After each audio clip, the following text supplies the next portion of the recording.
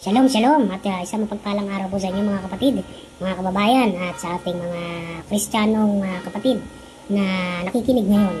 At nawa ay dumating sa iyo ang unawa at ang karunungan, no, na mabuksan ang iyong kaisipan sa mga bagay na ito na aking ibabahagi tungkol sa 10 utos ng Diyos.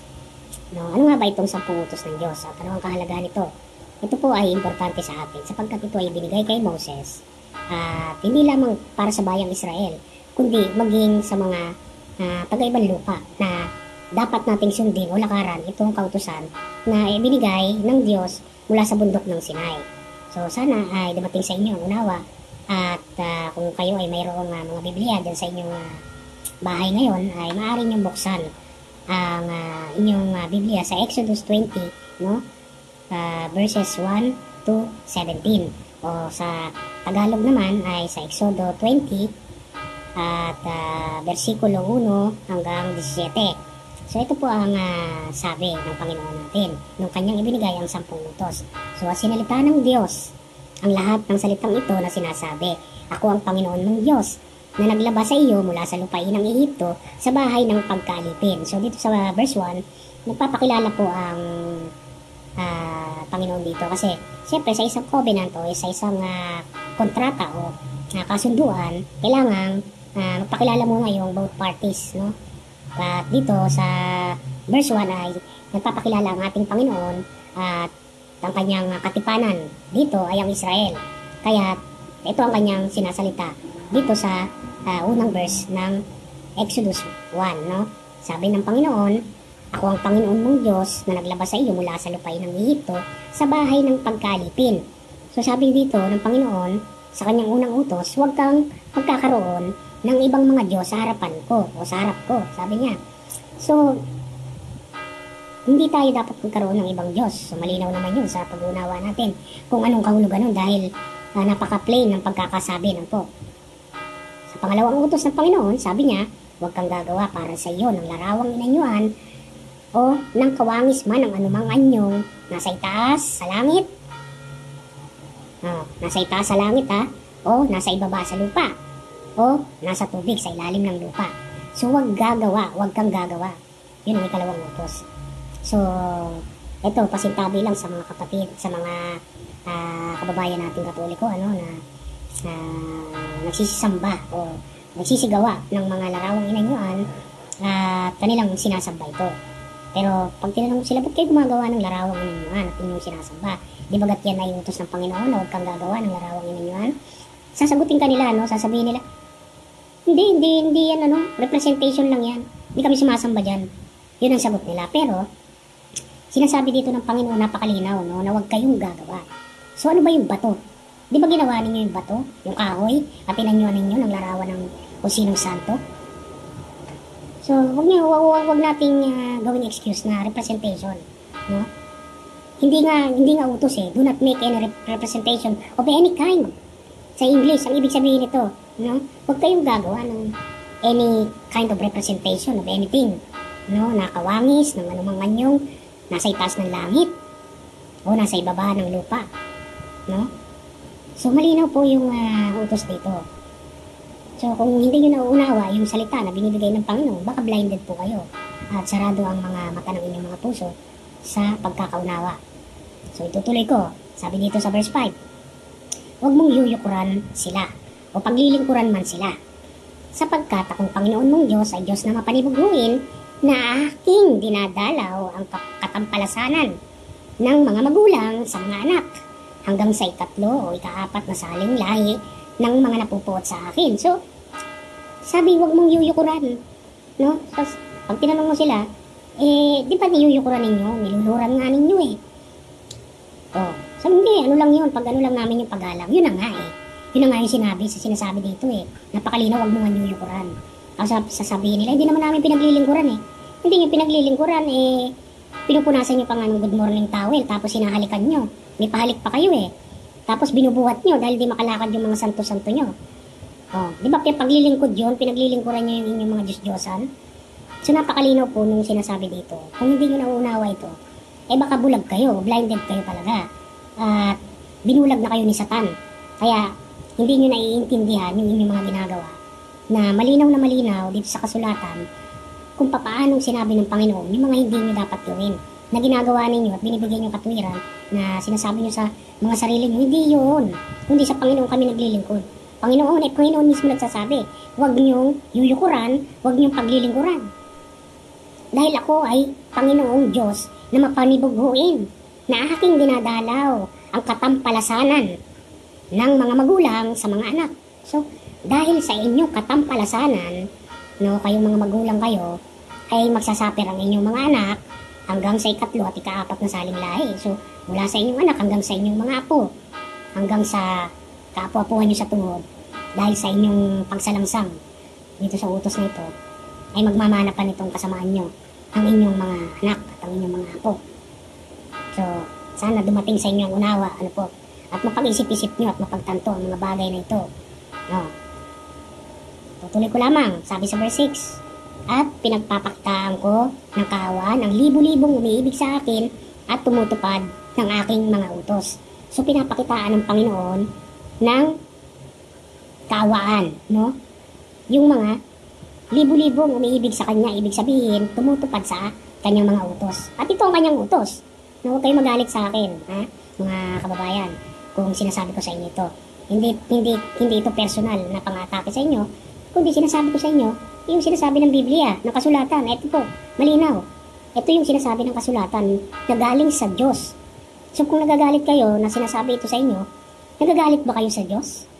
Dahil ito galing sa Diyos, salita ito ng Diyos, na inihahatid ko sa inyo at binibigay ko sa inyo upang mapagtanto ninyo o maaninaw ninyo ng maliwanag kung ano yung sinasabi sa kasulatan na hindi nyo naririnig sa mga mangangaral o sa mga pare o pastor na nagtuturo sa inyo. So, sabi sa verse 7, ito yung tatlong utos. Huwag mong babanggitin ang pangalan ng Panginoon ng Diyos sa walang kapuluhan, sapagkat hindi aari ng Panginoong walang pagsala ang bumanggit ng kanyang pangalan sa walang kabuluhan. So, ito madalas natin naririnig to lalo na sa mga bagong generation, no? Pagbanggit ng OMG, mga kung ano-ano mga expression nila na wala namang kabuluhan para banggitin mo pa yung pangalan ng Panginoon. No? Hindi yun marapat na gawin. Kung nalalaman nyo lang, sabi dito, walang pagsalang ibibilang sa iyo na kasalanan yun.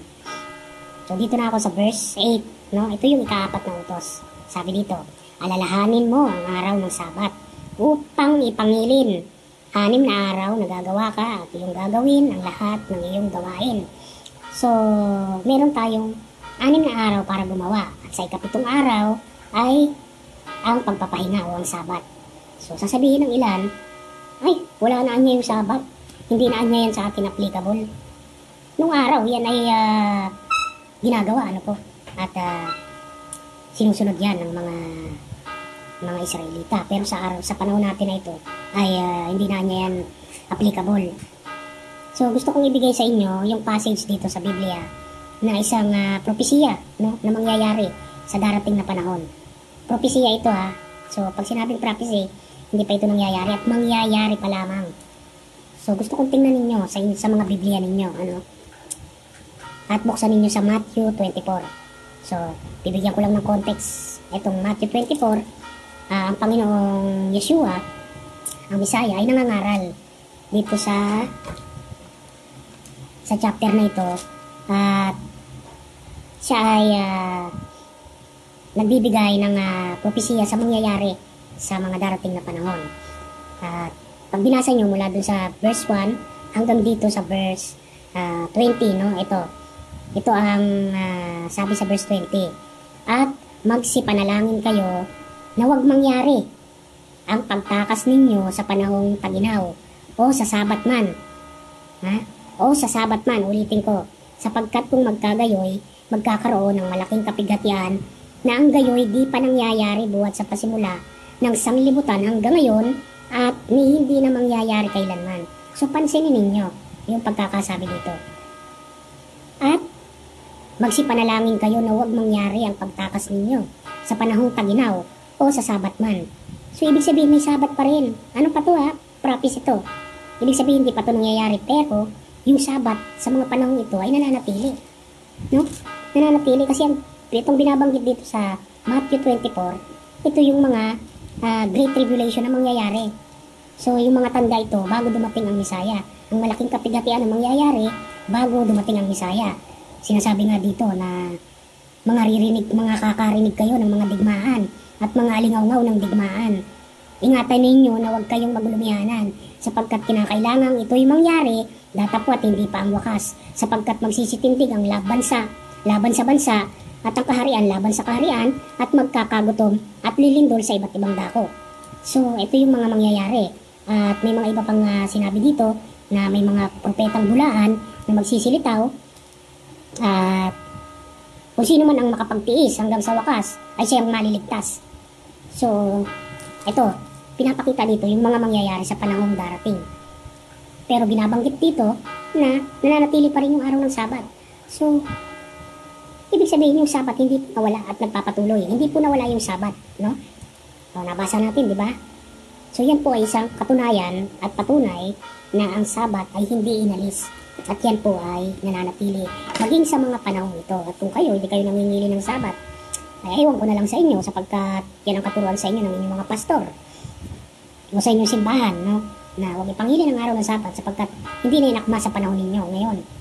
Pero malaking kamalian po ang ginawang katuruan sa inyo sapagkat kayo ligaw na ligaw sa mga aral. So ipagpapatuloy ko po yung utos no? Sa verse 10 na ako yung pagbabanggit ng araw ng Sabat. Ngunit, sabi dito, ngunit ang ikapitong araw ay Sabat sa Panginoon mong Diyos. Sa araw na iyan ay huwag kang gagawa ng anumang gawa. So, hindi maaaring gumawa ng anumang gawa. Ikaw, ni ang iyong anak na lalaki, ni babae, ni ang iyong aliping lalaki, ni babae, ni ang iyong baka, ni ang iyong tagaibang lupa, no? Na nasa loob ng iyong mga pintuang daan. Sapagkat sa 6 na araw ay ginawa ng Panginoon ang langit at ang lupa, ang dagat at lahat ng nangaroon at nagpahinga sa ikapitong araw. Nanupat pinagpala ng Panginoon ang araw ng Sabat at pinakabanal. So ito yung pinakabanal na araw ng Panginoon. So maging ang mga hayop no, ay magpapahinga at maging ang mga taga-ibang lupa na nasa iyong property. Sila ay hindi maaaring magsigawa. Kung halimbawa meron kang trabahador, no, na nasa sa iyo nakatira o sa iyong property, hindi siya maaaring magtrabaho, gumawa sa araw na ito ng Sabat. Dapat siya ay magpahinga at maging ang mga hayop ay ipagpapahinga. So utos po yan utos yan ng Panginoon. Hindi ko po yan utos yan ng ating Panginoon na aking binabasa at ipinapaaninaw sa inyo. So, dito sa verse 12, ito yung ikalimang utos. Sabi sa ikalimang utos, igalang ang iyong ama. Igalang mo ang iyong ama at ang iyong ina. So gumalang ka upang ang iyong mga araw ay tumagal sa ibabaw ng lupa. No? Para tumagal ang iyong buhay at tumaba, igalang mo ang iyong mga magulang. No? Na ibinibigay sa iyo ng Panginoon mong Diyos. So, yung buhay mo na binigay sa iyo ng Diyos upang humaba, igalang mo ang iyong mga magulang. Kaya kayong mga kabataan, no, lalo na yung mga bagong henerasyon ngayon, ibang-iba na ang kanilang mga pananalita ngayon, ibang-iba na ang kanilang mga kilos at ang kanilang mga gawi. No? So, nawa ay dumating itong unawa na ito sa kanila. At maging sa mga magulang na turuan ang kanilang mga anak, na gumalang, respeto, hindi mo masamang ating disiplinahin ang ating mga anak sa tamang pagdisiplina. At yun naman ay kautusan yan ng Panginoon. Huwag mong ilayo ang pamalo sa iyong anak sapagkat yan ang magtutuwid ng kanyang landas. Turuan mo siya na matakot sa Diyos. At sa pamamagitan ng pagsaway sa kanya at kung siya'y paluin mo ay magkakaroon siya ng takot. At susunod siya sa landas na ituturo mo sa kanya na matuwid, no? At kung siya man ay lumaki, ay hindi siya hiwalay sa mga ito. So, sabi dito sa verse 13, ito yung ika-6 na utos, huwag kang papatay. Huwag po tayong papatay, no? Ibig sabihin ito, do not murder, no? Iba yung do not kill sa do not murder, no? Iba yun. So, sana maintindihan nyo, yung murder mo kasi pagpatay yun, na, kumbaga sa galit, no? Sa kasamaan, sa pamamagitan ng kasamaan, no? Sa verse 14, huwag kang mangangalo niya. So ito yung ikapitong utos. Huwag tayong mangangalo niya. So sa mga lalaki, ay sa mga babae, huwag tayong mangangalo niya. Sabi nga ng Panginoong Yeshua ay kung ang isang lalaki ay tumingin sa isang babae, no, na taglay ang kanyang isang masamang hangad, siya ay nagkakasala na sa kanyang puso ng pangangalo niya. So sa pamamagitan pa lang ng pag-iisip mo o pagtataglay mo ng isang masamang hangad sa isang babae, ikaw ay nagkakasala na ng pangangalo niya. So sinasabi ng iba, tukso, layuan mo ako, tukso. Mali po yun. Nasabihin mo na tukso, layuan mo ako. Kasi po tayo, mga lalaki tayo, hindi natin maiwasan ng tukso. Ano po? Kung lalabanan natin ng tukso, hindi natin malalabanan ng tukso. Ang mabuting gawin natin sa tukso, takbuhan natin. Ano po? Katulad ng ginawa ni Joseph, si Joseph o si Jose, no? Na kapatid ng 12 anak ni Jacob o ni Jacob na Israel. Itong si Joseph o si Jose sa Tagalog, no? Si Joseph sa English, ay tinakbuhan niya itong asawa ni Potiphar. Itong asawa ni Potiphar, siya ay inaakit, no? At si Joseph niya ay naging katiwala sa bahay ni Potiphar nung siya ipinagbili ng kanyang mga kapatid sa lupain ng Ehipto, at naging lingkod siya ni Potiphar sa kanyang sambahayan, at ipinagkatiwala ni Potiphar ang lahat ng pag-aari niya at kanyang mga tinatangkilik kay Joseph. So si Joseph ay naging parang alter ego ni Potiphar. At dahil doon, siya ay namahala doon sa sambahayan ni Potiphar. Subalit itong asawa niya ay natipuhan itong si Joseph, no? At nais siyang akitin at gusto niyang siya isipingan ni Joseph. Subalit si Joseph, dahil tinutukso siya, patuloy ang tukso sa kanya, araw-araw siyang tinutukso, siya ay patuloy na tumatanggi at nilalayuan niya itong asawa ni Potiphar. At hanggang sa hindi na matiis nitong asawa ni Potiphar, at si Joseph ay kanyang hinila at naiwan niya yung kanyang damit, no, yung kanyang yung ano bang tawag dito, slave ni Joseph, at pinagbintangan siya nitong asawa ni Potiphar na itong si Joseph daw ay ginawan siya ng masama, at naiwan ni Joseph na yung kanyang robe slave na suot. At yun nga, sinabi nung asawa ni Potiphar na tingnan mo, sabi niya kay Potiphar, tingnan mo ang yung Hebreo na alipin na kinuha, na dinala dito sa bahay natin, no? Na ginawan ako ng isang hindi magandang bagay, at ako tinuya ako nitong si Joseph, at pinagsamantalahan siya, naggasain, no? At dahil nga ron ay nakulong si Joseph. Pero may kita dito natin yung favor ni Adonai kay Joseph, dahil patuloy siyang pinagpala kahit na siya ay nabilanggo, at hanggang sa mga sumunod na mga istorya ni Joseph na nagtagumpay siya at nagbigay siya ng interpretasyon sa panaginip ni Paraon na naging dahilan ng kanyang paglaya, at nabigyan siya ng mataas na katungkulan upang mamahala sa bahay ni Paraon. At dahil nga ron ay kinuha niya ang kanyang mga kapatid, ano? Ang 11 kapatid niya na nasa Kanaan, kasama si Jacob o si Jacob na kanyang ama. At nung panahon nga ng tagutom sa buong lupain o sa buong mundo, at dito lamang sa Ehipto mayroong pagkain, dahil nga nalaman ni Joseph, dahil sumasa kanya ang Panginoon, nalaman niya na magkakaroon ng malaking tagutom, ay naidala niya ang kanyang mga kapatid at ang kanyang ama at ang buong bayang Israel sa Ehipto, at naisagip niya mula sa tagutom. At yun ang kwento na nangyari kay Joseph. So yun lamang ang ibinibigay kong halimbawa, na si Joseph ay isang taong matuwid, na isang magandang halimbawa sa atin, no, na siya ay tinakbuhan niya ang pagkatukso na ginawa sa kanya ng asawa ni Potiphar. So ganun din tayo, maging maingat tayo, no, upang huwag masira yung pamilya natin dahil sa mga pangangalo niya. So sa verse 16 sabi, verse 15 sabi, huwag kang magnanakaw. So yun yung ikawalong utos, na huwag kayong magnanakaw. So kahit maliit na bagay o malaking bagay man yan, wag na wag ninyong gagawin ng magnakaw. No? O magnasa kayo ng pera, kasi pag nanasa sa pera ay nagiging dahilan upang mag-isip kayo ng masama at gumawa ng pagnanakaw. So sa verse 16, huwag kang magbibintang sa iyong kapwa.